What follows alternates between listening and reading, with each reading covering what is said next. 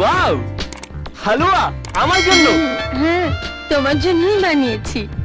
আন্টির কাছ থেকে জেনে নিয়েছি যে তুমি সুজির হালুয়া খেতে খুব ভালোবাসো, আর এতে সুজির সঙ্গে দুধ, কাজু, কিশমিশ আর এই মিসের একটা স্পেশাল কিস রয়েছে।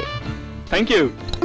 সব লাল পাথরই তো চিনি হতে পারে না, ওতে আছে নুনের জ্বালা, পেটে গেলে বুঝবে ঠেলা, জানে শুধু ওপরওয়ালা।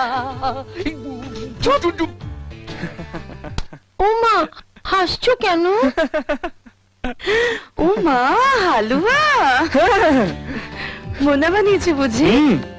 মোনা হালুয়াটা যা বানায় না, একবার খেলে সারা জীবন মুখে লেগে থাকবে। সার্ফ দিয়ে ধুইলে উঠিবে না। আপনি আগে টেস্ট করুন আন্টি। আমি কেন? তোমার জন্য বানিয়েছে, তুমি খাও না। আন্টি প্লিজ, আপনি আমার গুরুজন, আপনি না খেলে আমিও খাবো না। দেখেছিস গুরুজনদের কিভাবে রেসপেক্ট দিতে হয়, শেখ। একেই বলে শিক্ষা। খাই বলো।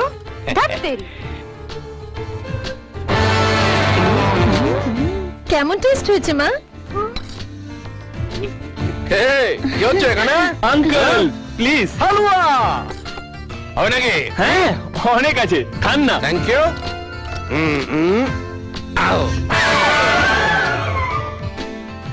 তোমরা দুজনে মিলে সব শেষ করে দেবে নাকি? ওর জন্য কিচ্ছু থাকবে না।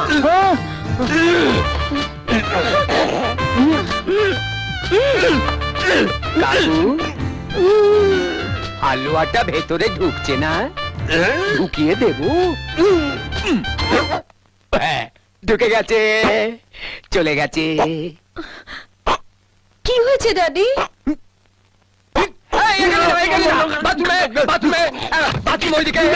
চলে যান। এখানে না, বাথরুমে চলে যান। যান, লে হালুয়া। মোনা, হালুয়া বানানোটা মিষ্টি হাতের কাজ, ওইটা তুমি পারবে না। আমি যদি না পারি তাহলে কে পারবে রাহুল?